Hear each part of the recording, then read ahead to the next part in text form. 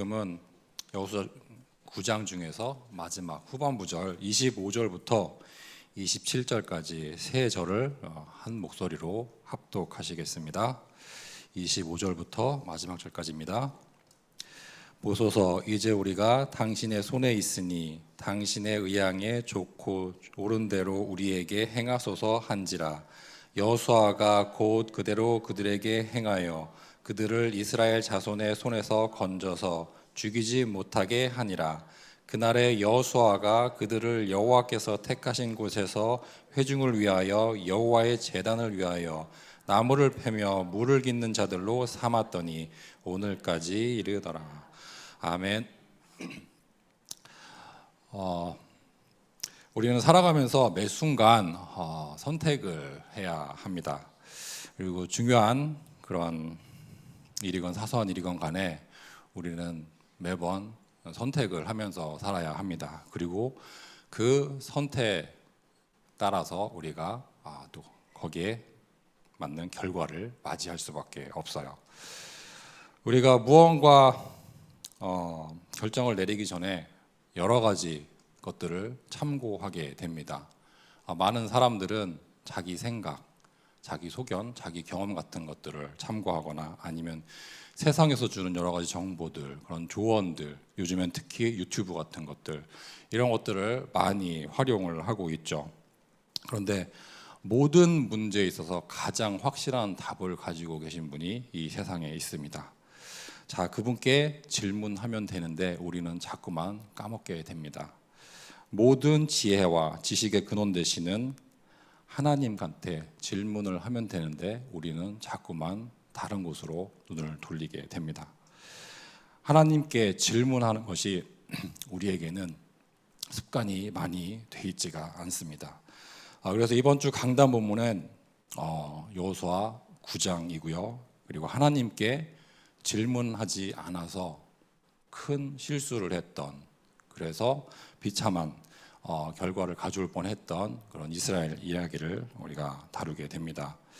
자, 이스라엘은 언약을 따라서 가나안 정복길에 나서고 있습니다. 요단을 건넜고 여리고성이 함락될 때까지는 하나님의 언약을 따라서 하나님 말씀 따라서 잘 인도를 받고 있었습니다. 하지만 아이성 전투에서 이스라엘 백성들이 패배를 하게 됩니다. 이 패배를 통해서 이스라엘 백성들은 뼈아픈 교훈을 얻게 되죠. 하나님께 질문하지 않고 자기 생각대로, 아이성이 만만해 보였기 때문에 얕잡아보고 그냥 쳐들어갔다가 36명이 죽게 됩니다. 자기들이 원하는 대로 했다가 실패했으면 또 그런 일이 다시 일어나지 않도록 조심해야 되는 게 맞겠죠.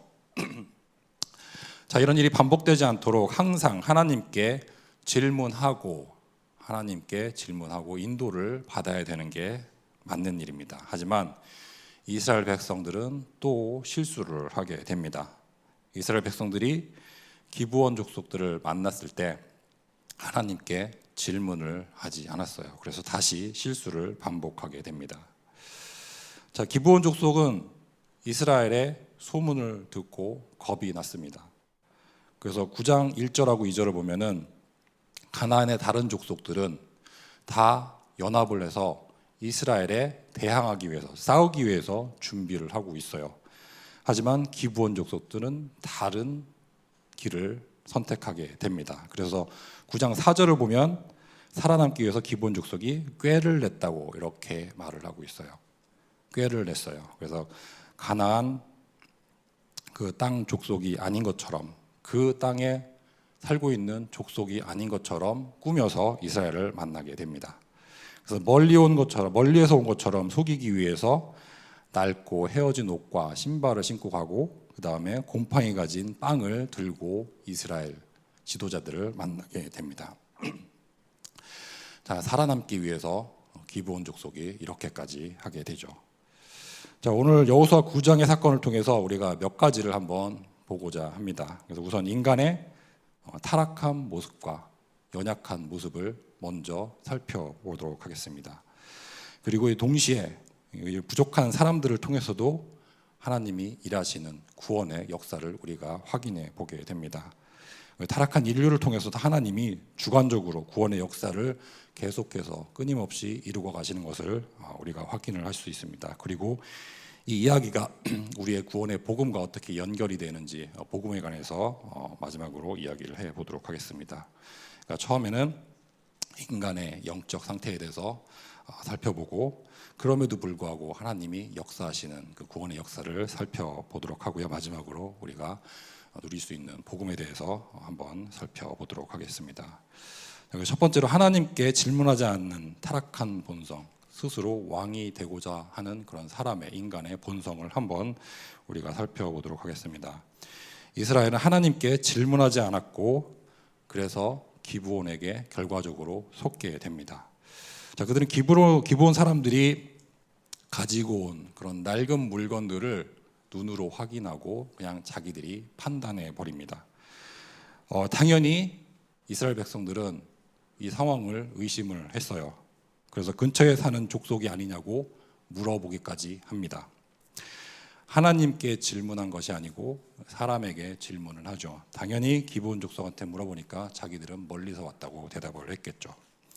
상황이 의심스러웠으면 하나님께 질문을 했어야 됐는데 하나님께 질문을 하지 않고 사람에게 질문을 합니다. 그래서 가장 중요한 순간에 그들은 모든 지혜와 지식의 근원 되시는 하나님께 질문을 하지 않았습니다. 그리고 왜 이들이 질문을 하지 않았는지, 왜 하나님께 묻지 않았는지 우리가 그 이유를 한번 생각해 볼 필요가 있어요. 왜 우리도 마찬가지잖아요. 중요한 순간마다 다른 거 다 잃어버리고 세상 것들, 그런 기준 가지고 나의 경험 가지고 우리가 다 판단하고 결정해버리는 경우가 많습니다. 그래서 그 속에 어떤 인간의 깊은 죄성이 있기 때문에 우리가 이런 결정을 내릴 수밖에 없습니다. 그래서 하나님께 질문하지 않는 이유를 한 3가지 정도로 우리가 정리해 볼 수 있겠어요. 첫 번째, 자기 힘으로 충분하다라는 그런 생각을 가지고 있습니다. 그러니까 오만한 마음을 가지고 있기 때문에, 우리 안에 오만한 마음이 있기 때문에 하나님께 질문을 할 필요가 없다고 생각을 하게 되죠.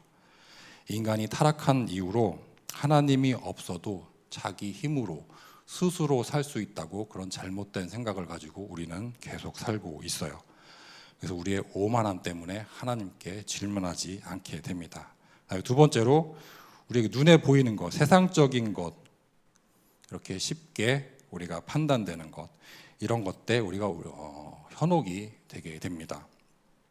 그래서 우리가 이제 이 연약함을 가지고 있기 때문에 하나님께 질문하지 못하게 되죠. 그래서 기브온 사람들은 그럴듯한 외모에 그리고 또 그 말에 이스라엘 백성들이 속아 넘어가는 모습을 우리는 확인하게 됩니다. 자, 마찬가지로 우리는 세상의 그런 화려한 것들과 또 세상의 논리, 그런 것들에 너무 쉽게 마음이 흔들리는 경우가 있어요. 자, 그리고 마지막에 3번째로 가장 근본적인 문제가 있습니다. 불신앙이죠. 우리는 하나님을 잘 믿지 않습니다. 입술로는 하나님만 의지한다고, 하나님밖에 없다고 하지만 실제 삶의 중요한 순간에는 우리는 하나님을 놓치고 다른 것을 붙잡고 삽니다. 자신이나 세상을 하나님보다 더 의지하고 믿게 되죠. 그래서 하나님을 불신앙하니까 하나님께 질문을 하지 못하게 되는 거죠. 자, 이렇게 우리 모든 문제 속에는 항상 불신앙이 도사리고 있습니다. 자, 이렇게 하나님께 질문하지 않고 자기 판단만 믿고 그리고 속임수에 빠졌던 우리가 대표적인 사건을 우리는 잘 알고 있습니다. 한순간 잘못된 판단으로 인해서 전 인류가 곤란한 상황에, 저주에 빠진 그 사건을 우리는 이미 잘 알고 있습니다. 창세기 3장 사건이죠. 이 패턴도 지금 우리가 여호수아서 9장에서 보고 있는 것과 많이 비슷합니다. 그래서 창세기 3장에서 뱀과 하와 사이에 일어났던 일을 한번 먼저 보도록 하겠습니다. 사탄은 뱀의 모습으로 하와에게 찾아옵니다. 자기의 정체성을 철저히 숨기고 뱀의 모습으로 하와 앞에 나오게 되죠. 그리고 뱀은 하나님 말씀을 의심하게 만듭니다. 그래서 창세기 3장 1절에 이렇게 말씀을 하고 있죠. 그런데 뱀은 여호와 하나님이 지으신 들짐승 중에 가장 간교하니라. 뱀이 여자에게 물어 이르되 하나님이 참으로 너희에게 동산 모든 나무의 열매를 먹지 말라 하시더냐. 그러니까 하나님의 말씀을 의심하게 만듭니다. 하나님이 정말 이렇게 인색한 분이냐, 이렇게 먹을 게 많은데 동산 모든 나무의 열매를 먹지 말라고 하셨냐, 이렇게 질문을 합니다. 그리고 하나님 말씀을 왜곡하고 죄의 결과에 대해서 생각하지 못하게 만들어 버립니다. 4절을 보면은 뱀이 여자에게 이르되 너희가 결코 죽지 아니하리라. 너희가 그것을 먹는 날에는 너희의 눈이 밝아져 하나님과 같이 되어 선악을 알 줄 하나님이 아심이니라. 그러니까 결정적으로 눈에 보이는 것만 보고 판단하고 결정을 내리게 됩니다. 그래서 창세기 3장 6절에 보면은 여자가 그 나무를 본즉 먹음직도 하고 보암직도 하고 지혜롭게 할 만큼 탐스럽기도 한 나무인지라. 여자가 그 열매를 따먹고 자기와 함께 있는 남편에게도 주매 그도 먹은지라. 그러니까 보이는 것만 보고 판단해서 결정을 내립니다. 그래서 분명히 의심스러운 상황이었고 분명히 하나님께 질문을 했어야 했는데 그렇게 하지 못했죠. 자기 스스로 판단하고 결정을 내려버립니다. 자, 오늘 본문에서도 이와 비슷한 이야기를 하고 있어요. 기브온 족속은 자신들의 정체를 철저히 숨기고 이스라엘 지도자들 앞에 접근을 하죠.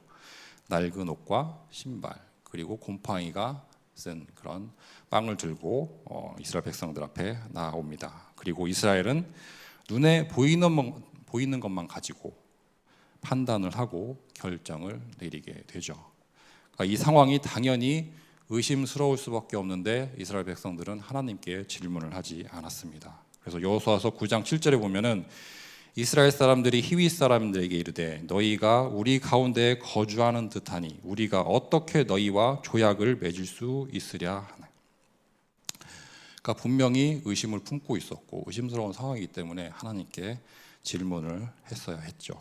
그러나 이스라엘 백성들은 묻지 않았습니다. 자, 이런 패턴은 시대를 초월해서 사탄이 아주 잘 사용하는 계략이기도 합니다. 사탄은 지금도 여러 가지 그럴듯한 모습과 달콤한 유혹으로 우리를 흔들고 있습니다. 자, 하나님 말씀을 의심하게 만들고 하나님께 묻지 않고 내 생각대로 결정을 내리고 판단하고 그렇게 살아가도록 만듭니다. 그러니까 결국 하나님 믿지 않는 불신앙을 우리 속에 심어주게 되는 것이죠. 자, 우리는 우리 자신을 믿어서는 안 됩니다. 성경에 보면 이렇게 나와 있어요. 예레미야서 17장 9절에 만물보다 거짓되고 심히 부패한 것은 마음이라. 세상 모든 것, 그 중에서 제일 부패한 게 우리 마음이라고 성경은 말씀하고 있습니다. 자, 우리는 스스로 판단하고 우리 스스로의 판단을 신뢰해서는 절대 안 된다고 성경은 말씀을 하고 있어요. 하나님 떠나고 스스로 왕이 되려고 하는 본성이 우리 누구한테 모두에게 다 있기 때문에 우리는 스스로 결정을 하면 안 됩니다. 하나님께 묻지 않는 것, 바로 이런 인간의 죄성 때문에 우리가 불신앙을 갖게 될 수밖에 없죠. 하나님께 질문해야 되지만 그게 잘 되어지지 않는 상태가 우리의 지금의 영적 상태입니다. 자, 그래서 두 번째로 어떠한 상황 속에서도 역사하시는 하나님의 그런 구원의 역사를 한번 살펴보도록 하겠습니다. 인간의 마음에는 자신이 왕이 되고자 하는 마음이 있어요. 하지만 한켠에는 또 나약한 모습도 발견이 됩니다. 모든 사람들은 죽음 앞에서 연약해질 수밖에 없어요. 죽음은 그 누구도 피해가지 않습니다. 그래서 하나님 없이 살다가도 죽음에 직면하게 되면 하나님을 찾게 될 수밖에 없어요. 그래서 가나안의 다른 족속들이 연합해서 이스라엘 백성들을 대항해서 싸우자고 그렇게 들고 일어섰는데 기브온 족속은 살고 싶어서 다른 방법을 택하게 됐죠. 그들은 이스라엘의 하나님을 두려워했습니다. 그리고 살기 위해서 속임수를 썼죠.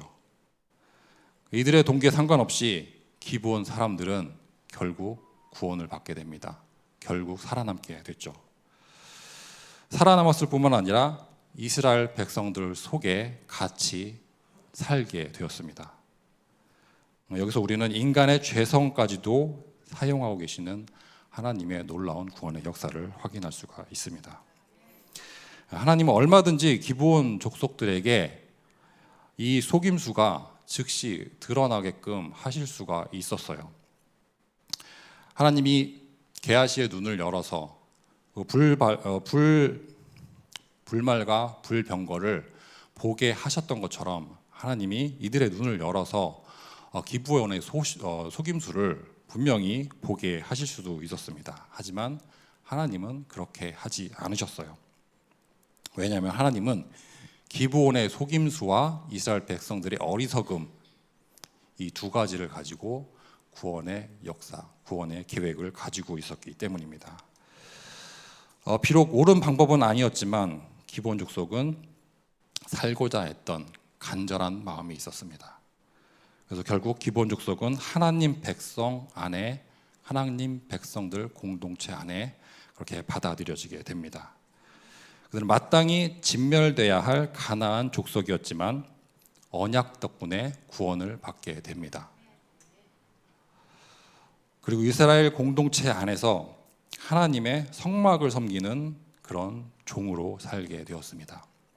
그래서 여호수아서 9장 23절을 보면은 그러므로 너희가 저주를 받나니 너희가 대를 이어 종이 되어 다 내 하나님의 집을 위하여 나무를 패며 물을 깃는 자가 되리라 하니. 그리고 27절에 보면은 그날 여호수아가 그들을 여호와께서 택하신 곳에서 회중을 위하여 여호와의 제단을 위하여 나무를 패며 물을 깃는 자들로 삼았더니 오늘까지 이르니라.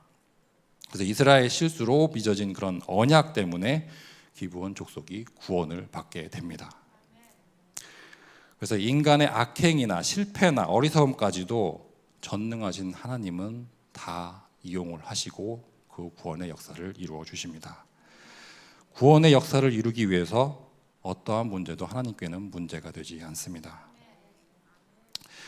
요셉의 이야기를 봐도 절대 불가능 속에서 하나님이 절대 가능을 행하시는 것을 우리는 확인할 수 있습니다. 요셉의 형들이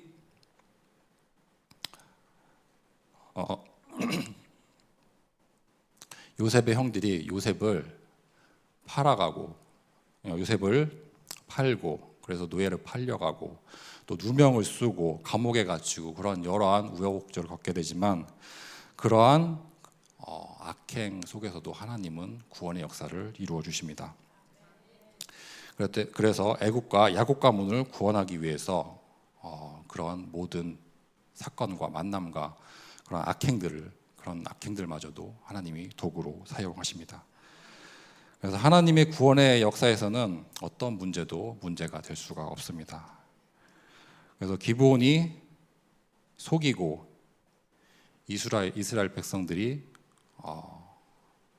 실수를 했지만 그 모든 것이 하나님께는 전혀 문제가 되지 않았습니다. 자, 그래서 마지막으로 세 번째로 하나님의 절대 주권과 복음에 대해서 한번 살펴보도록 하겠습니다. 여호수아서 9장은 결국 하나님의 절대 주권을 말씀을 하고 있습니다. 이스라엘은 하나님께 묻지 않는 그런 불신앙의 죄를 범했고 그리고 기브온 족속은 감히 하나님의 백성을 속이는 그런 죄를 범하게 됩니다. 양쪽 모두 인간의 연약함과 죄성을 드러내게 되죠. 하지만 이 모든 혼란과 죄악 속에서도 하나님은 구원의 역사를 이루어 가십니다.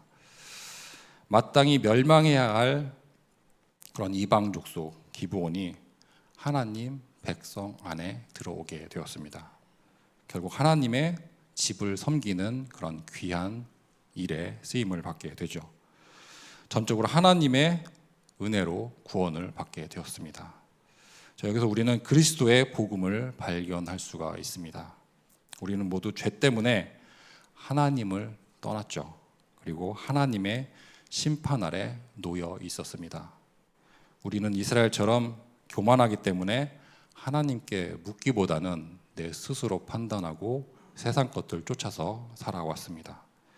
우리는 기브온 사람들처럼 죄악이 가득한 세상 속에서 스스로 살아보자고 엄청나게 애를 쓰면서 살고 있었습니다. 우리 스스로의 힘 가지고는 우리가 저주에서 벗어날 수가 없었습니다.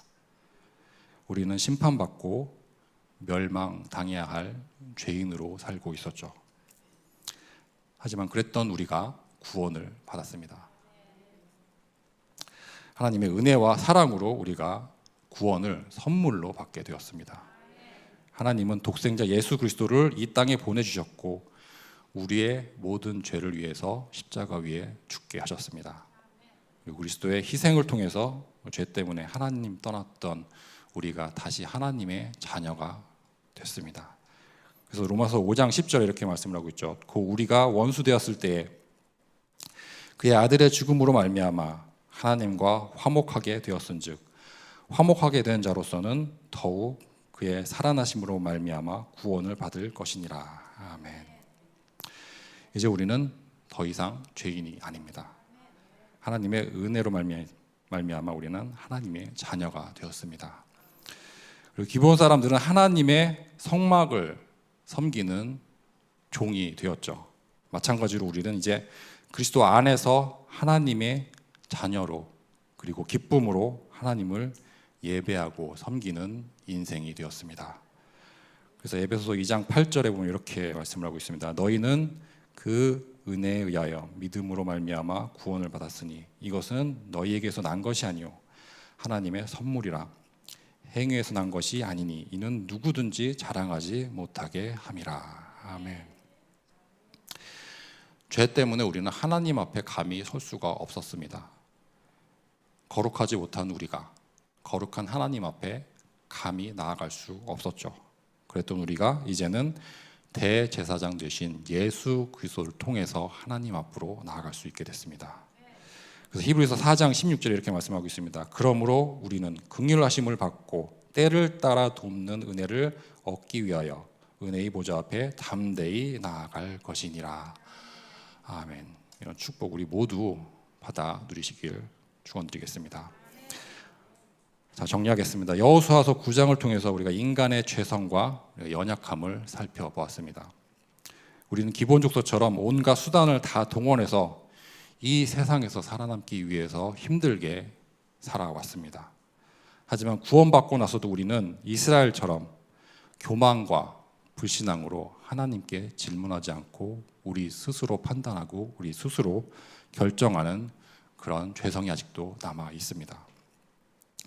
오늘 본문은 이러한 인간의 비참함과 나약함을 잘 보여주고 있습니다. 그런데 그 속에서도 하나님은 변함없이 역시 구원의 역사를 이루고 계십니다. 하나님은 인간의 죄와 어리석음까지도 사용하셔서 하나님의 큰 뜻을 계속 이루어가고 계십니다. 마땅히 멸망받아야 할 죄인도 하나님이 얼마든지 자녀로 삼아 주십니다. 하나님의 구원의 역사에 있어서 가장 클라이막스는 예수 그리스도의 복음이죠. 우리의 구원은 우리의 노력이나 우리의 자격 때문에 주어진 것이 아닙니다. 전적으로 우리를 택하시고 구원하신 하나님과 하나님의 사랑과 그리스도의 희생 때문에 우리에게 구원이 주어졌습니다. 그래서 오늘도 그리스도의 복음을 붙잡고 승리하시기를 축원드리겠습니다. 오늘도 하나님께 질문하고 인도받기를 축원드리겠습니다. 기도하겠습니다.